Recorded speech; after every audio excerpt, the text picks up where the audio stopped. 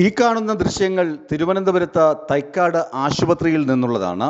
സ്ത്രീകൾക്കും കുട്ടികൾക്കും വേണ്ടിയുള്ള സർക്കാർ ആശുപത്രി.